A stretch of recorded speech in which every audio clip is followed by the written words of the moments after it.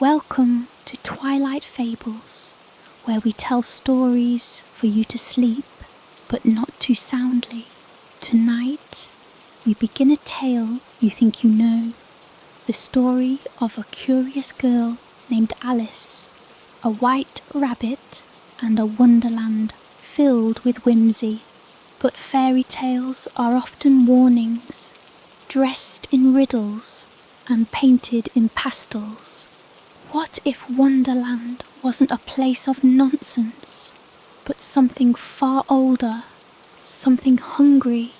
Settle in, let your eyes grow heavy, and follow Alice down a rabbit hole that never truly ends. Alice had never been particularly good at sitting still. At 7 years old, she could recite the family prayer backward and braid a strand of hair with her eyes closed. Yet not once had she ever managed to stay idle under the afternoon sun without her mind twisting toward the impossible.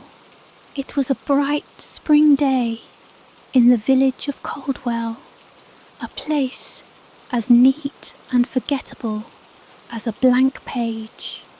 The wind smelled of lavender and damp earth, the sky a soft smear of white clouds and blue.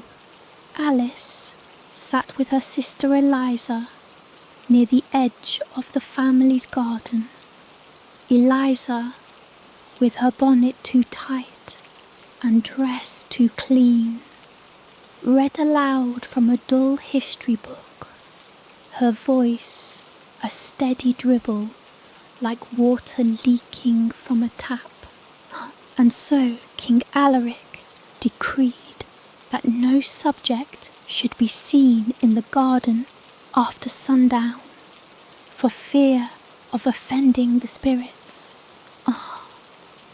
I'm bored," Alice murmured. Eliza gave her a look, the kind older siblings reserved for younger ones, equal parts pity and exasperation. "You're always bored, Alice. You should learn to listen. The past is important, but it's not real, not like dreams." Alice picked at a daisy, separating its petals into a pattern only she could understand. What if there was a world where nothing made sense and everything whispered back when you talked? Eliza sighed. "You're not a child anymore." But Alice didn't answer. Her eyes had caught something, movement among the hedge across the garden wall, a flicker of white, quick and jarring. A rabbit, but not just any rabbit. It wore a velvet waistcoat, it had a gold chain, and, even more absurd, it checked a pocket watch before darting deeper into the brush. Alice stood without thinking. "Did you see that?" Eliza didn't look up. "See what?" But Alice was already at the wall, fingers curling into the cracks of the stone.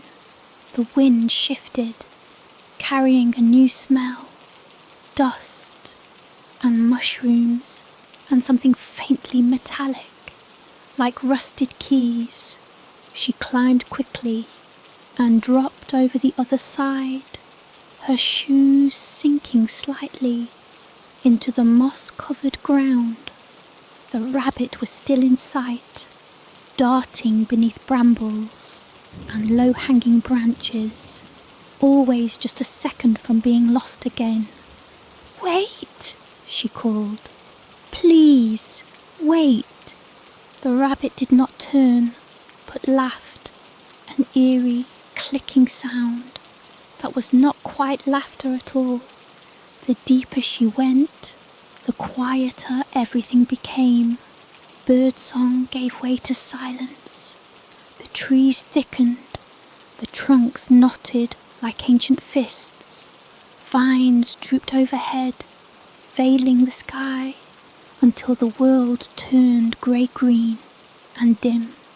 Alice realised she could no longer hear her sister, nor the garden, nor even her own footsteps. The only sound was the ticking of a pocket watch, sharp, metallic, impossibly loud. Tick, tick, tick. She followed the sound. It led her to a clearing where the trees bent backward, exposing a patch of earth that pulsed like breath. In the centre, the rabbit stood beside an opening in the ground, an impossibly round black hole, as if a perfect circle had been carved out of the world. "I'm late," the rabbit said without turning, "so very late." And then it leapt, not fell, leapt, without pause, without fear. Alice stepped forward. The hole whispered. She didn't hear it with her ears, but with something deeper, just behind the sternum. It told her things, offered things. "Do you want to leave the ordinary?" it asked. "Do you want to see what others are too frightened to seek?" She nodded, not because she agreed, but because she had already decided. And then she fell. The fall did not feel like falling. There was no rush of air, no pulling of skin, no wind-tearing panic. Instead, it was quiet, slow, like sinking into ink. Shapes formed in the dark, rooms filled with eyeless dolls, spinning wheels that dripped blood instead of thread.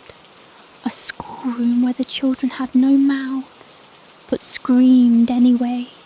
Each one blinked in and out of view like dying stars. She didn't scream. She couldn't. Her limbs drifted weightlessly, and the whispering followed her down, brushing against her ears like spider legs. "She's coming. She's the wrong Alice. She'll break the clock. She'll feed the roots." The fall ended not with a crash, but with silence. Alice landed softly on a patch of crimson grass. It looked like velvet, stretched across an empty glade.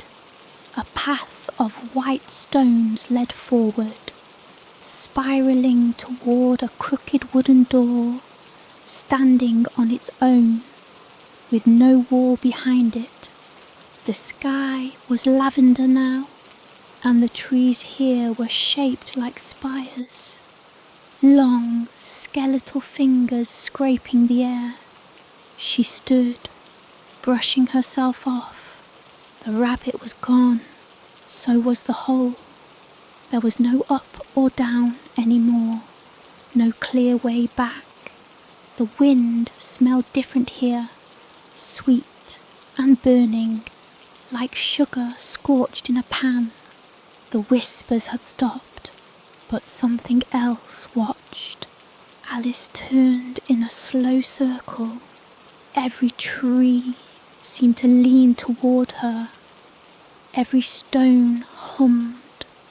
Her shadow moved slightly after she did, just a half second too late. Still, the path called. She walked. The first thing she encountered was the signpost. It stood alone, its paint peeling, the words shifting even as she read them. This way to nothing, that way to something worse. Turn back, she's awake. Alice blinked. The sign twisted. Now it said, "Tea ahead, truth behind, time is broken." And below that, scrawled in smaller letters, was something carved by what must have been a child. "We can't sleep anymore." She stepped around it. Ahead, The forest thickened again, vines tangled across her ankles. She passed through arches formed by gnarled branches, each one whispering her name in a tone too familiar, too close to her mother's voice. Alice, you're not supposed to be here. The path ended at a gate, not a normal gate, but one made of bone, each rib curved and interlocked, bleached and bound by thorny twine. It opened with a groan like a dying thing, and there on the other side sat the table. It stretched far beyond reason, a long banquet-style table draped in moth-eaten lace and cracked porcelain. Teacups sat at impossible angles. Steam rose from teapots shaped like severed bird heads, and cakes bled jam onto tarnished silver. And seated at the centre, twitching with every tick of the invisible clock, was the rabbit. Only now it had changed. Its eyes were too large, rolling in opposite directions. The waistcoat was soaked in something dark, and the watch, it held it like a heart, cradled in clawed fingers, the chain wrapping around its wrist like veins. "You're late," the rabbit hissed. "You're always late." "I followed you," Alice said. "Where am I?" "Nowhere. Always. Back again. I want to go home." The rabbit laughed, teeth far too sharp. "Don't we all?" Alice took a step back. The forest behind her closed. "You've already been marked," the rabbit said softly. "They've seen you. You asked to see the truth, didn't you?" "I didn't mean this." "No one ever does." The rabbit placed the watch on the table. It began to tick louder, faster. Tick, tick, tick. Everything around her began to fade. The table, the forest, even the ground. Only the ticking remained, and the voice. "She's coming." The world turned sideways, then upside down, then all directions at once. Alice didn't fall so much as drift downward, the way a feather might twirl through a windless sky. The tunnel walls around her were not dirt and stone, but shifting shadows, lined with shelves that stretched into darkness. Some held books, whose pages moved like breathing lungs. Others held clocks ticking out of sync, each one counting down to something she couldn't understand. There were paintings too, portraits of pale people with black pits for eyes, mouths frozen in silent screams, their faces pressed against the canvas like they were trying to escape. Alice's descent slowed. The further she went, the quieter the world became. No wind, no heartbeat, just the whisper of time unravelling. At last, she floated onto a soft patch of mossy ground that pulsed faintly beneath her feet, like something sleeping under the soil. Her shoes, polished black leather just hours ago, were now damp with dew and streaked with streaks of mud. She brushed herself off and looked around. The place resembled a hallway, but not one built by human hands. Roots formed archways above her, tangled and coiled like grasping fingers. Lanterns, suspended by threads of spider silk, swayed despite the absence of breeze. Their dim, greenish light gave the air a sickly hue. The ground was carpeted with mushrooms, some no larger than her fingernail, others the size of dinner plates, all glowing with a pale blue bioluminescence that pulsed in rhythm with the earth's slow heartbeat. She didn't know where she was, but she didn't want to go back.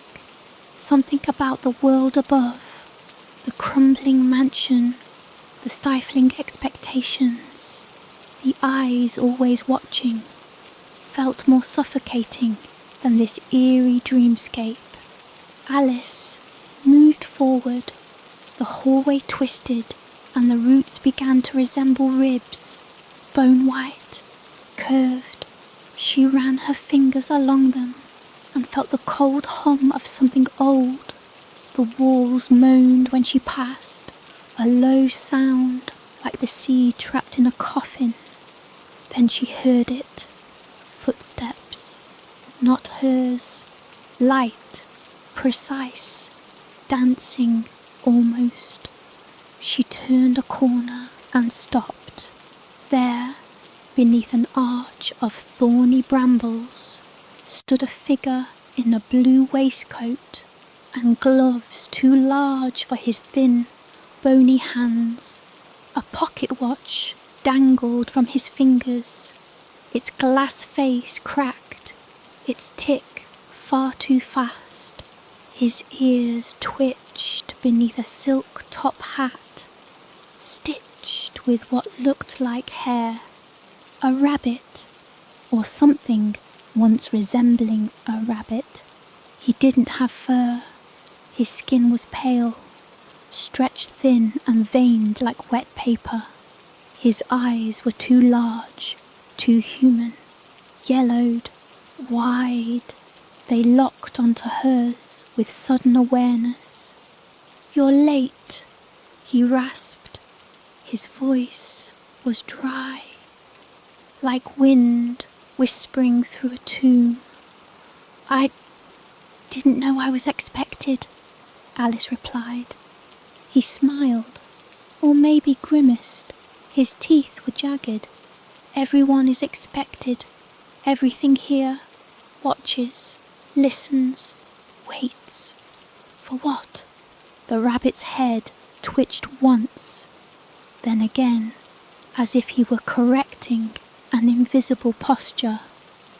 "The Queen doesn't like delays." Alice took a step back. "Queen?" He ignored the question. Instead, he turned, walking down a narrow corridor carved from living roots, his watch swinging wildly from his hand. "Come along," he said. "You've already missed tea." Alice followed. The air grew thicker with every step.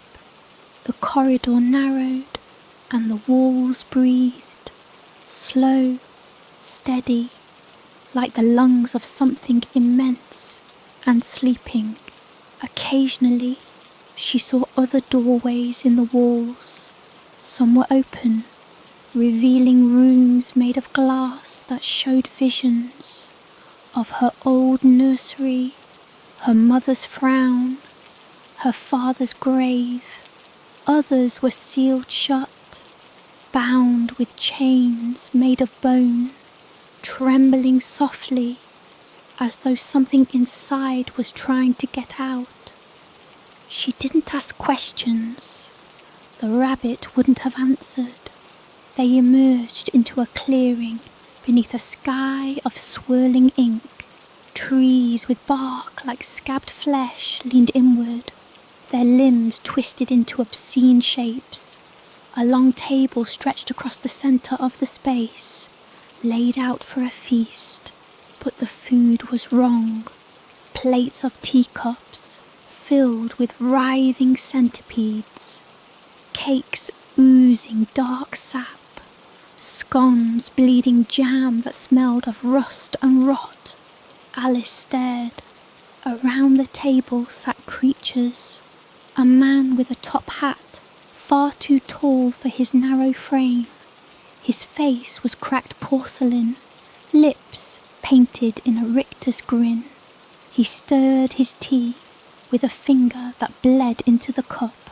Beside him, a girl in a patched pinafore giggled into her hands. Her mouth was too wide, stretching from ear to ear. When she smiled, rows of teeth blinked open along her gums.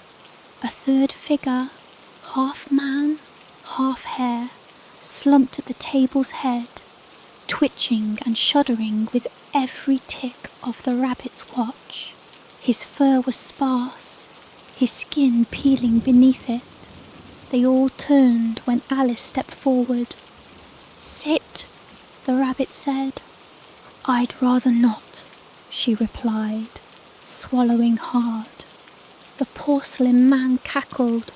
"Oh, she still thinks she has a choice."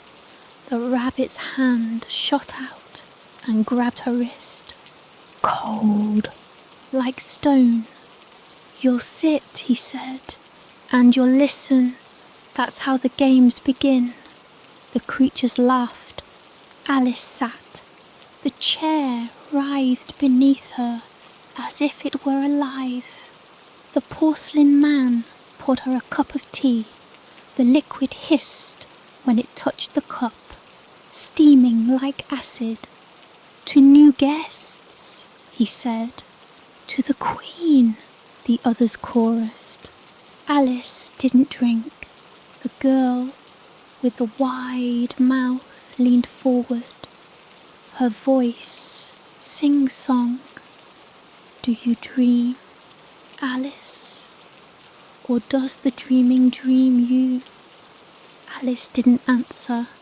The trees bent lower. The rabbit leaned close, his watch pressed against her ear. It ticked faster, louder. "She's almost here," he whispered. "The Queen. She smells the new blood." Alice stood. The porcelain man grinned wider. "It's rude to leave before dessert." The girl hissed. "It's ruder to run." She didn't care. Alice turned and fled from the table into the forest beyond. The trees moved to block her, but she ducked and weaved, her breath sharp in her lungs, her feet pounding against the mossy earth. Behind her, the rabbit howled. "You can't leave the game, Alice. Not until the Queen lets you." The forest closed in. The sky fractured. The world pulsed. And then she was falling again. Down, down, deeper than before, into a silence darker than death. She didn't scream this time, because something told her this was only the beginning. The silence that followed the fall was not peaceful. It was oppressive, soaked in the weight of unseen things. Alice's breath echoed in her own ears as she tumbled, not through air this time, but through a substance that felt like syrup and shadow. Her limbs moved slowly, her hair coiling around her like tendrils, dragged by an invisible current.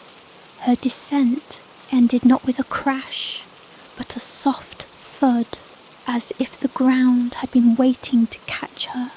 She landed on a bed of dead roses.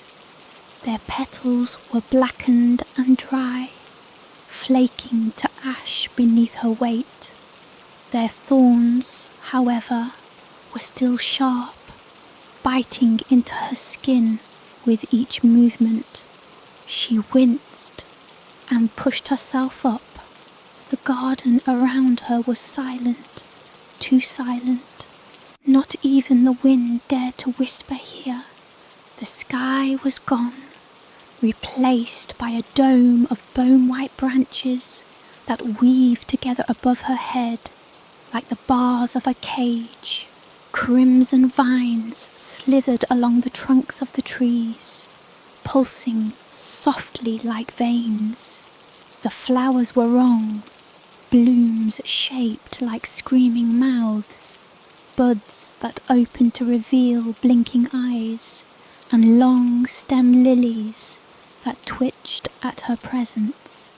Alice stood slowly, brushing ash from her dress. She wasn't alone.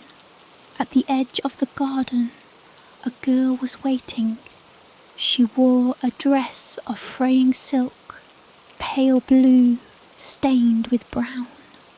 Her hands were clasped behind her back, and her hair fell over her face like a curtain.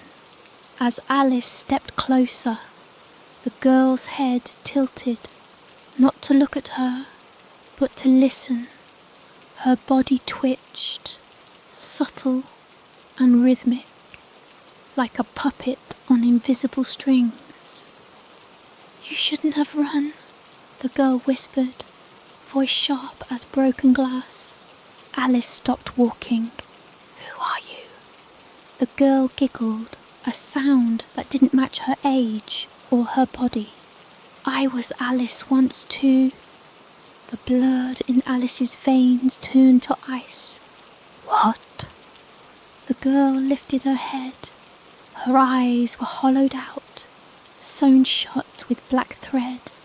Dried tears had carved trails into her cheeks, and where her lips should have been, there was only a seam, stitched tight with the same black thread. Still, she smiled. "The Queen remakes everything," she whispered. "We all become something else." Alice backed away, but the garden didn't let her go. Thorns curled around her ankles. Vines reached from the flower beds and snaked toward her arms. The roses turned to face her, their dead petals rustling like teeth. "I don't belong here," she said. The other Alice laughed. "That's what we all think." A scream echoed through the forest. Not distant, not from another creature. It was her own.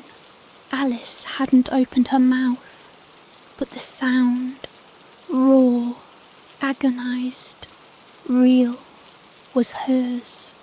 It tore through the skyless dome and bounced back in fragments, each echo distorting her voice until it didn't sound human anymore. And then the Queen arrived. She didn't walk. She drifted, tall, towering, wrapped in a gown made of faces. Some wept, some smiled, others writhed silently. Her crown was a twisted mesh of iron thorns. Bleeding rust down her forehead. Her eyes were deep pits of endless night, and when she looked at Alice, it was like being seen by the world itself. Time stopped. The garden bowed. Even the stitched girl knelt. Only Alice remained standing, trembling, rooted by terror. The Queen did not speak. Her voice came from the garden itself, through the mouths of the roses, the rustling of the thorns, the cracking of dead leaves. "You are not ready." Alice dropped to her knees, choking. The air was thick with perfume, too sweet, too rotten. She coughed and tasted petals on her tongue. Her vision blurred, and when she looked up, the Queen was gone. So was the stitched girl. Only the garden remained, quieter now, like it had eaten something and was satisfied. Alice curled forward, hugging her knees, and cried, but her tears didn't fall. They floated, and when she looked again, they weren't water at all. but tiny glass beads, each one containing a flicker of light. Memories. She reached for one and saw her mother's smile, not the cold one she wore in life, but something softer, something forgotten. Another held the sound of her father's laughter, low and rumbling like thunder. A third showed a glimpse of herself as a child, standing at the edge of the woods behind the estate, staring into trees that whispered her name. The beads rose, they gathered above her head and formed a trail leading deeper into the garden, beyond the vines, toward a gate she hadn't noticed before, made of bone, hung on rusted hinges, etched with a phrase in curling script. All must lose themselves to find the end. She stood, wiping her face, and followed.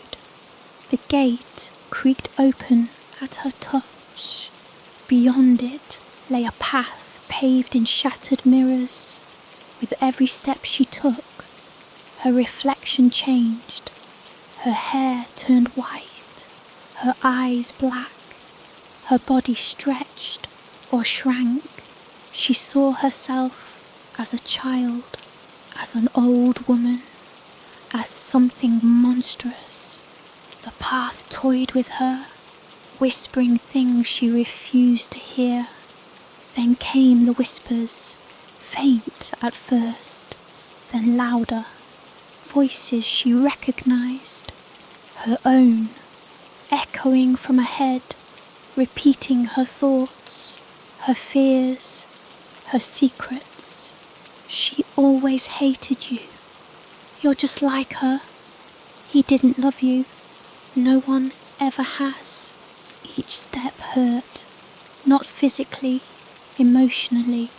Pieces of her peeled away, scattered into the reflections. By the time she reached the end of the path, she felt hollow, but she kept going. And there, waiting at the end, was the stitched girl, holding a key made of teeth. "This is for the next door," the girl said. Alice didn't reach for it, not yet. "Why are you helping me?" The stitched girl's head tilted again. "Because I want to forget too." Alice took the key. Behind her, the mirror path vanished. The garden closed like a fist, and ahead of her, the clock began to tick again.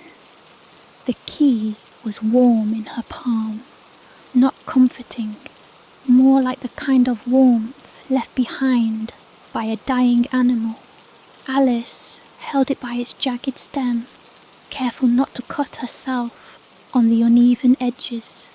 Each tooth was from something different: childlike molars, yellowed fangs, cracked canines, and some still had roots. The stitched girl had already vanished. There was no farewell, no warning, just silence once again. The path had changed, no longer made of mirrors or petals.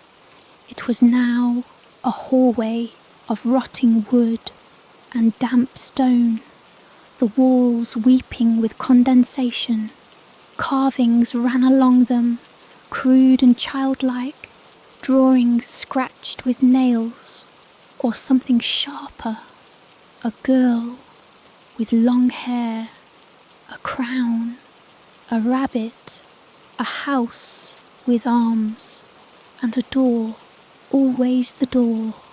At the end of the hallway stood that door, tall and thin and crooked, made entirely of teeth. They clacked softly as if chewing in their sleep. No handle, no lock, just a keyhole, shaped like a screaming mouth. Alice approached slowly, her footsteps muffled by the decay underfoot. Every breath she took was stale, tinged with mildew and copper. When she pressed the key into the mouth-shaped hole, the teeth surrounding the door shivered, giggling. The key turned. With a groan that sounded more like a moan, the door opened, and the hallway behind her disappeared. There was no going back now. She stepped into a room made of shadows, not dimness, not absence of light, actual shadows, crawling along the walls like insects, stretching long fingers toward her face, her neck, her thoughts. They whispered to one another in tongues she almost understood. The room pulsed with memory, not hers, someone else's. In the centre stood a long banquet table, rotting in places, alive in others. Mushrooms grew from the plates, moths clung to the goblets, the silverware twitched, chairs were pulled out, as if their invisible guests had just stood up for a moment and would return any second. Alice knew she was not welcome, but she also knew she had to keep going. A ticking sound echoed from the far end of the table, not the ticking of a clock, of claws, skittering. "Late," said a voice. She turned and saw him, the rabbit, only he was no longer the soft, panicked creature she had once chased through the forest. His fur was matted and thin, his eyes two dark holes leaking black tears. His paws were bones, sharpened into needle-like fingers. His coat was tattered, but his pocket watch still gleamed, though its hands spun in different directions. "You were supposed to arrive sooner," he said. "I didn't know I was coming," Alice replied. The rabbit grinned, wide and toothless. "No one ever does." He snapped the watch shut. The sound made the entire room flinch. "Sit," he said. She didn't want to, but she did. The chair groaned beneath her. The table shifted to accommodate her presence. A plate appeared, empty, except for a wriggling, blinking eye. It rolled toward her like a question. "I'm not hungry." "It's rude not to eat," said another voice. Across from her sat a girl with a crown of bones twisted into her scalp. Her skin was too pale, like wax. Her lips were sewn into a permanent smile. She stared without blinking. "She won't last," the rabbit muttered.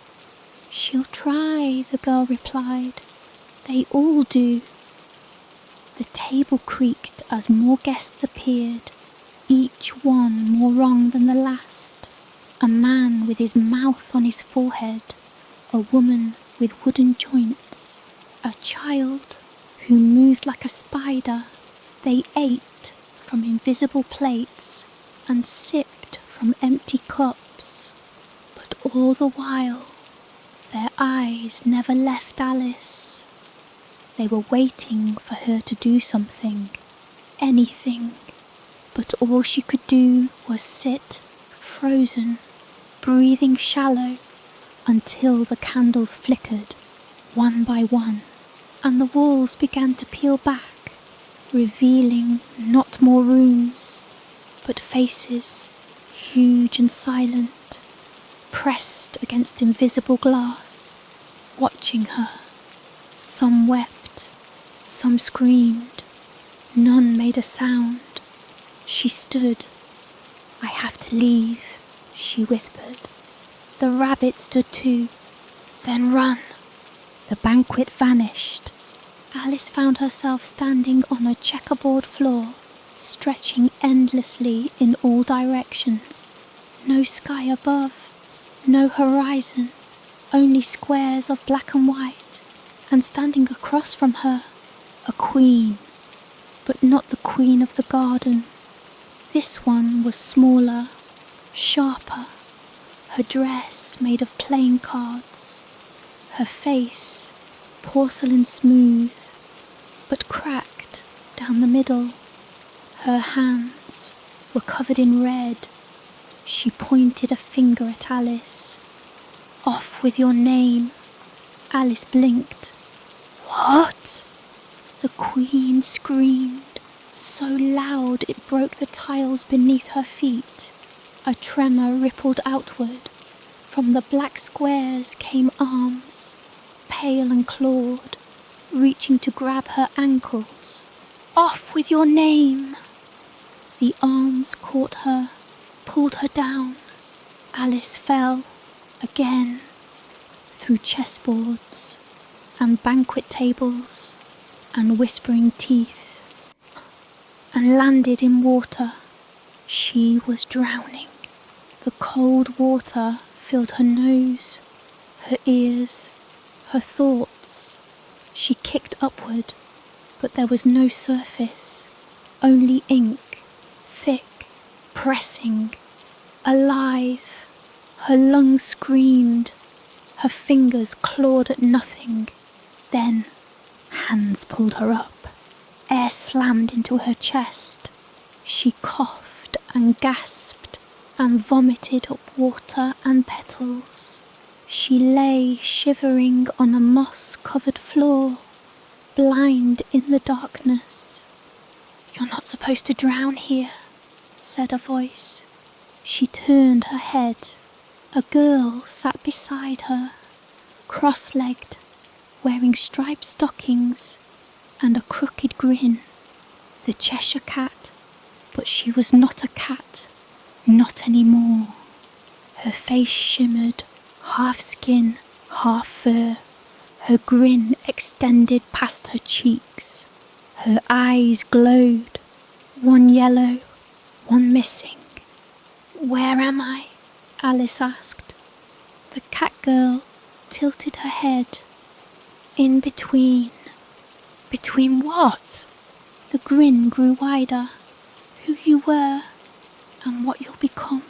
The cat girl vanished the moment Alice blinked, not in a puff of smoke, not with a flourish, just gone, as if she'd never existed at all. But her words lingered, humming in Alice's skull, like a fly trapped between panes of glass. "Who you were and what you'll become." Alice coughed again, the last of the inky water dribbling from her nose. Her hands were scratched from unseen things beneath the surface. Her dress hung heavy and damp. Somewhere in the distance, something dripped. The sound was maddeningly steady. Drip, drip, drip. The ground beneath her squelched with moss and fungus. The space she'd landed in resembled a tunnel, narrow, earthen, and pulsing slightly, as though the walls were alive. Roots grew in clusters above her head, knotted like veins. Occasionally they twitched. She stood with effort, each movement slow, cautious. The tunnel had no obvious direction. Forward was as meaningless as backward here. Still, forward felt worse, so that's the way she went. As she walked, she noticed the roots shifting out of her path, exposing pale stone beneath the moss. With every step, the air changed, denser, but also sweeter, cloying with the scent of rotting fruit and damp sugar.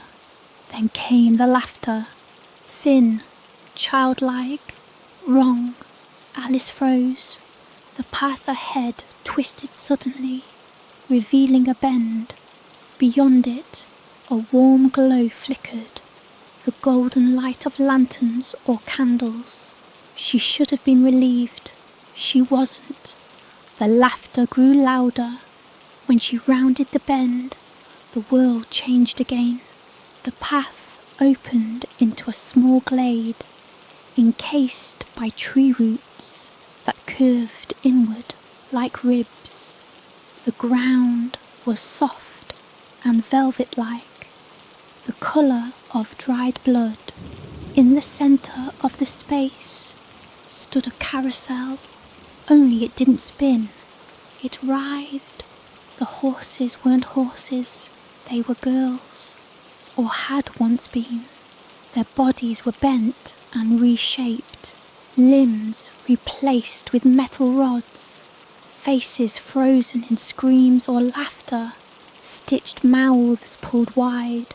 Some had horns, others had extra eyes, a few were just torsos, mounted like trophies, and on top of it all, riding the central column, was a woman in a red dress. No, not a woman, a puppet. Her limbs dangled too loosely, like a doll hung on invisible strings. Her smile was painted, her eyes were glass, but her voice, when it spoke, was full of warmth and invitation. "Would you like to ride, Alice?" Alice took a step back. "How do you know my name?" The puppet giggled, her head lolling unnaturally to one side. "Everyone knows your name. It's the only thing you have left." The carousel creaked and buckled as the mounted girls began to laugh, all in unison. The sound was sharp, like splintering teeth. "I don't want to ride," Alice said. "You already are." Alice looked down. The ground moved, not just pulsing anymore, moving like a conveyor belt. She was being carried forward toward the carousel without walking. "No!" she shouted, trying to leap back, but her feet wouldn't move. The moss held her. She screamed. The puppet tilted her head upright. "You see, the ride doesn't stop until someone replaces the music." "What music?" The puppet opened her mouth, and the sound of screaming violins filled the air. The carousel groaned and rotated, pulling Alice closer. She grabbed at the air, the roots, anything, but her hands slid uselessly against the slick surfaces. The mounted girls reached for her now, their twisted limbs stretching unnaturally. One brushed her hair, another clawed at her cheek. Then the music stopped. Silence hit like a punch to the chest. All movement ceased. The carousel froze, the puppet slumped, and a voice behind Alice said, "You're late again, girl." She turned. The white rabbit stood in the path once more, watching her with hollow eyes. She began. "Time doesn't wait, not even for you." He walked toward her, each step unnaturally slow, like frames missing from a film reel. "You're unravelling," he said, "piece by piece." "I want to go home," Alice whispered. The rabbit paused, his head tilted. He blinked slowly. "You never had one, not really." He held out the pocket watch. It was open again, but this time there were no hands on the face, just a hole. Alice stepped back from it, from him, but the moss released her feet. The air grew still. The carousel was gone. So was the puppet. She was alone in the glade once more, just roots and red ground, and a ticking sound that wasn't real. Her hands were shaking. A narrow path had opened ahead, lined with mirrors, and each mirror held a different Alice.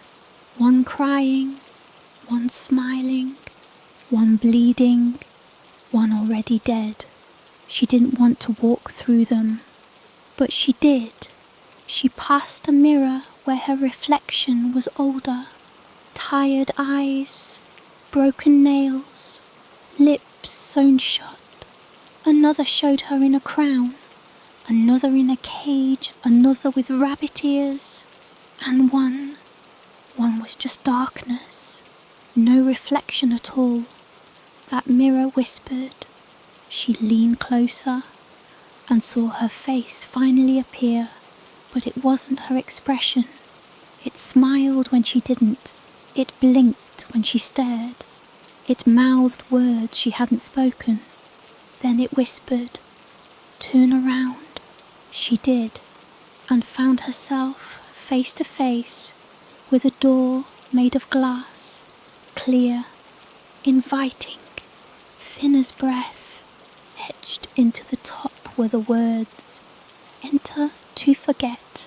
Behind the door was a room full of light, warmth, laughter, normalcy. A place that looked like a memory she couldn't quite place.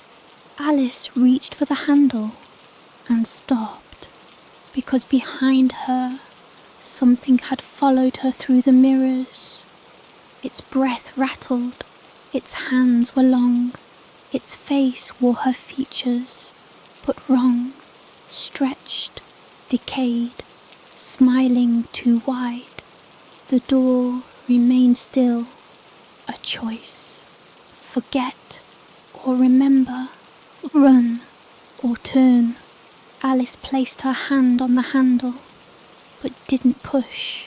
She looked back one last time and stepped sideways into the mirror. The moment Alice stepped into the mirror, the world folded. It did not shatter, nor spin, nor fall away as before. Instead, it bent, quietly and deliberately, like a page curling in on itself, folding her into the story. The glass wasn't cold, it wasn't solid, it felt like breath, like skin, like memory. For a heartbeat, everything went still. Then came the scream. It wasn't hers. It belonged to every Alice she had seen in the mirrors. Dozens of them, hundreds, their mouths open, their hands pressed against the other side of the mirror, pounding, scratching, clawing, each one trapped, each one watching. Some of them wept, others laughed. A few began to mimic her movements in perfect unison, like puppets on strings. She stumbled forward, through the glass, and into something new. The room beyond was not a room at all. It was a corridor without ceiling or floor, just endless bookshelves, twisting into spirals, above and below. The books weren't stacked, they floated. Some opened and closed like mouths, others whispered. A few bled ink from their pages, the black liquid dripping upward. A massive, looming desk sat in the centre of it all, far too large for the room, as if it had been wedged in by mistake. Sitting at the desk, scribbling furiously with quills made of feathers and teeth, was a creature Alice almost recognised. A hat, a coat, a skeletal hand writing without pause. The Mad Hatter, but not like any version she'd known. This one was too tall, too thin. His face was blank, literally, a smooth porcelain surface where features should be, painted eyes, a stitched-on smile.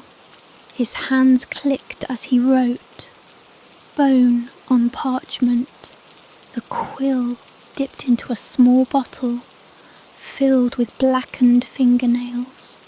Alice didn't speak. She stepped forward slowly. The Hatter stopped. He did not look up. His face didn't move, but his voice filled the room like ink soaking through paper. Late again, aren't you, girl? Alice swallowed. Am I? Always, but time doesn't mind any more. He's long gone. The air grew thick. The books began to twitch. One opened beside her, revealing a page with her name, written over and over again, 1,000 times, in different hands, different languages, some scratched, some burned, one etched in something red and sticky. She closed the book gently. The Hatter stood. His body moved like a marionette, jerky, sudden, as though someone else were controlling the strings. Do you know why the rabbit runs? No, because if he stops, he remembers. He turned toward her now, his painted eyes peeling as he moved. You shouldn't have come back. I didn't come back. I never left. He cocked his head. A sharp crack echoed from his neck. Then why are you still looking for the door? Alice didn't answer. Instead, she asked, What is this place? The Hatter didn't hesitate. Your reflection. She looked around. Books, mirrors, a desk that wasn't real, shelves that weren't there. It didn't feel like her, not any part she remembered. But I'm not like this, she whispered. The Hatter reached into his chest, his actual chest, and pulled out a small ticking object. It was the White Rabbit's watch, only now it pulsed, alive, the face spinning in reverse. He held it out to her. Then prove it. She took the watch. It hissed in her palm. Pain lanced through her fingers, but she didn't drop it. The room around her shook, dust falling from nowhere. Books screamed. The desk split open with a moan. She clutched the watch tighter and saw a door at the far end of the spiral. It hadn't been there a moment ago. Tall, wood, painted blue. She didn't wait. She ran. The Hatter laughed behind her, the sound wet and broken. You'll find her there, he called. The one who started it all. The blue door was warm to the touch, familiar. Alice opened it and stepped into a room that shouldn't exist. Her childhood bedroom, but not quite. The bed was too small, the toys too clean.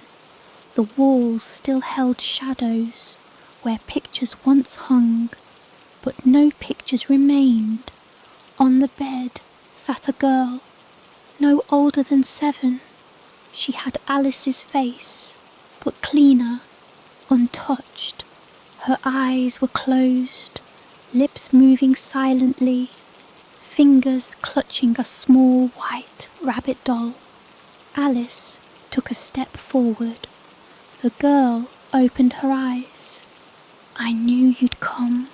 The room groaned. The light dimmed. Alice said, Who are you? The girl smiled. You, before. She stood, and the moment she did, the floor peeled away. The wallpaper screamed. The doll in her arms blinked and bit her. The girl laughed and dropped it. She didn't like that. Alice backed away as the room began to crumble. "What is this?" she demanded. The younger Alice just kept smiling. "This is where you forget, again and again and again." The ceiling cracked, revealing stars that weren't stars. Eyes, watching, dozens of them. Alice covered her ears. "Stop," she whispered, but the girl kept speaking, her voice layered with others, mothers, teachers, queens, cats. "You came back for answers. You came back for her. But she never left. She's always been here." The girl stepped forward. She changed with each movement. Older, taller, scarred, bald, rotting, then whole again. "You don't escape Wonderland. You become it." Alice screamed, and the room split down the middle. She fell, down, down again, deeper than before, through mirrors, through books, through versions of herself stitched into wallpaper, until she landed, finally, breathless, on something cold and metal. She was lying on a long surgical table, strapped. Above her, lights blinked, and beside her stood the Queen of Hearts. Except it wasn't a queen. It was the Cheshire Cat, smiling, too wide. "Ready to wake up, Alice?" The surgical light above her flickered erratically, white, then red, then something like static. Alice strained against the cold leather straps, pinning her arms and legs. Her breathing quickened, not just from fear, but from the unnatural stillness in her chest, as though her heart hadn't quite caught up with her body. The Cheshire Cat leaned in, face hovering just inches above hers. Its grin was no longer whimsical. It was dissected, flaps of flesh, curled into something permanent. Its cheeks were sewn back with coarse black thread, revealing every tooth, but it had no eyes, just dark sockets that shimmered like oil, like reflections of reflections. "You scream very prettily, Alice." Alice didn't respond. Her voice had lodged somewhere deep in her throat, choked off by something less physical, more existential. The cat paced slowly to her left, tail flicking with no rhythm. Its limbs were too long now. The grace was gone. It moved like a marionette with fraying strings. "You remember now, don't you?" it asked. "Why you were sent here? Why the Queen welcomed you with open arms?" Alice blinked. Images flickered across the ceiling like a broken film reel. The Mad Hatter's desk, the spiralling bookcases, the girl on the bed with her face, the white rabbit, the ticking watch, the mirror that breathed. "I didn't come here," Alice said, her voice cracked and small. "Not really." The cat paused, its head tilted so sharply it gave a sickening crunch. "Ah, denial, the final thread." It leaned closer, one long claw tracing a line down the centre of her forehead to her chin. "Do you want to see what they took from you?" Before she could answer, the world blurred. She was standing, suddenly, impossibly, beneath a black tree with no leaves, no straps, no table, no cat, A noose swung gently from a high, cracking limb. Beneath it sat a small girl with blonde hair and blood on her knees. The same girl from the room, younger, still, but now worn. She clutched something in her arms, an old book with torn pages and a cover shaped like a heart. Alice stepped toward her. The girl looked up. "You broke it," she whispered. "You weren't supposed to break it." "What did I break?" "The story." Alice looked down at the girl's book. The pages were blank, save for the first, which read in blocky childish writing, "Alice dies here," then scrawled beneath it, "Again." The girl held the book out. Alice took it, and the moment she touched the spine, she felt something burn deep inside her chest. Not pain, recognition, memories, flickers, real ones now. Not Wonderland, not fantasy, flashing lights, a hospital room, machines, crying voices, the scent of iodine and burned hair. She staggered backward. "I didn't." Her knees buckled. "I didn't choose this." The girl's eyes turned black. "Didn't you?" The ground split beneath them. She was falling again. This time, she didn't land. She floated, suspended in warm fluid, thick and viscous. Tubes coiled around her legs and arms, snaking toward unseen machines above. Her hair drifted like seaweed. In front of her, another mirror.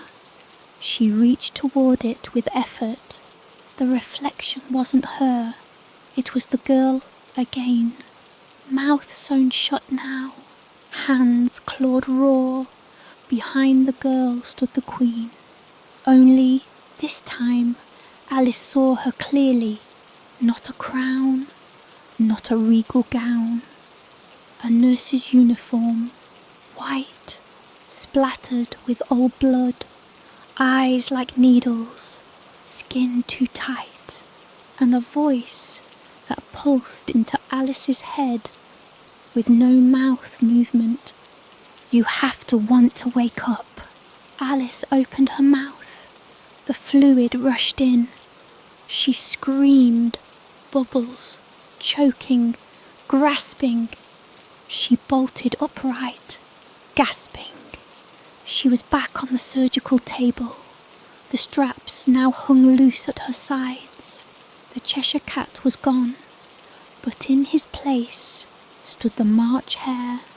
But this wasn't the twitchy, nervous creature she remembered.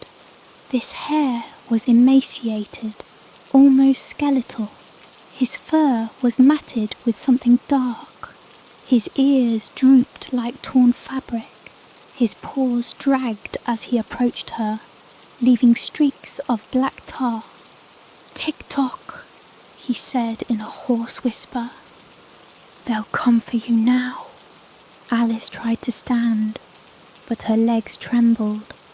Her fingers still tingled with phantom pain. "Where am I?" The hare pointed.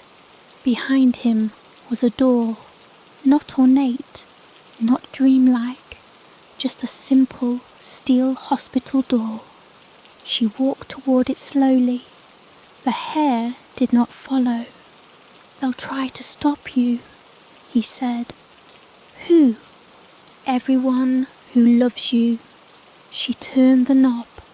Beyond the door was a hallway of lights, but the walls weren't lined with paintings or mirrors this time. They were lined with monitors, screens, glowing softly, each one showing a version of her body, in a hospital gown, in a bed, surrounded by wires. Some versions were still, Others shook violently. Some were already being zipped into bags. A long tone played softly from down the hall, a flat line. She walked faster. The hallway stretched, the lights blinking faster and faster.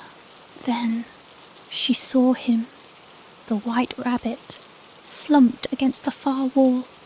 His fur was no longer clean, his waistcoat shredded, his eyes were wild. He saw her and hissed, "You were supposed to stay asleep." "I'm done sleeping," she said. He lunged, but she didn't flinch, because behind him, rising like the tide, came the mirror. Not broken this time, not breathing, just open, just real. And in the reflection, her reflection, stood someone she almost recognized. Someone with strength behind the eyes, someone who remembered who she was. Alice stepped through. The rabbit screamed, and Wonderland folded in on itself once more. There was no sensation as Alice stepped through the mirror, no falling, no tumbling, just a stillness that hummed with meaning. She stood now in a long, white corridor, no shadows, no doors. The walls were impossibly smooth, like bleached bone. Above her, fluorescent lights buzzed faintly, each flickering in a delayed rhythm, like a dying heartbeat. Alice walked forward, bare feet echoing in the silence. The further she moved, the colder the floor became. Her breath began to fog. She wrapped her arms around herself, though she wasn't sure why. Her hospital gown, her body, everything felt distant, like she had outgrown herself. And then, finally, the corridor opened into a room, small, empty, except for the bed, the one she remembered, sterile, metal rails, white sheets stained faintly yellow. Machines stood at its sides, monitors, IV bags, a ventilator. Everything beeped softly, rhythmically. She stood at the foot of it and looked down, and there she was, sleeping, not peaceful, not serene. This Alice had sunken cheeks, lips tinged faintly blue. Her arms bore bruises from needle pricks. Her hands curled into loose fists. Tubes fed into her nose, her arms, her chest. This Alice was barely alive. Alice touched her own face. It was warm. Then the sound came, soft, muffled crying. She turned and saw a woman slumped in the corner of the room, face buried in her hands. Next to her, a man sat motionless, staring blankly at the bed. They looked older, worn down by waiting. Grief clung to them like fog. "Mum, Dad." Alice stepped closer. She reached out, but her hand passed through them, just like the others. She looked down again, at her own chest, now semi-transparent. She was fading. She heard the click of the door behind her. She turned. The Queen of Hearts stood in the doorway, no longer a shadow, no longer a figure of madness. She was tall, regal. Her gown was woven from veins and velvet. Her face was cracked porcelain, leaking smoke. Her crown pulsed like a wound, but her eyes were human, cold, clinical. "You made it farther than most," she said. voice echoing in the room like a scream trapped in glass. Most break long before the mirror. Alice stepped back toward her body. I want to wake up. The Queen smiled. You always say that. What? You've been here before. You've walked this corridor. You've stood at your own bedside and begged. Every time you almost make it. She stepped forward. But then you remember. Alice's vision shifted, and suddenly she was back in the chair, the leather straps tight again, the cat whispering, the rabbit watching, the hare mumbling. You chose this, they all said at once. She screamed, and it all shattered. She was back in the hospital room, clutching her head. The Queen still stood by the door. You always asked to leave, she said. But deep down, you're afraid. Alice stood tall now. I'm not afraid. Then prove it. The Queen lifted her arm and pointed at the heart monitor beside the bed. It was slowing. Beep, beep, beep. Take her place. Return. And the dream ends. Alice stepped forward, and with each step, her body began to burn, not with heat, but with weight.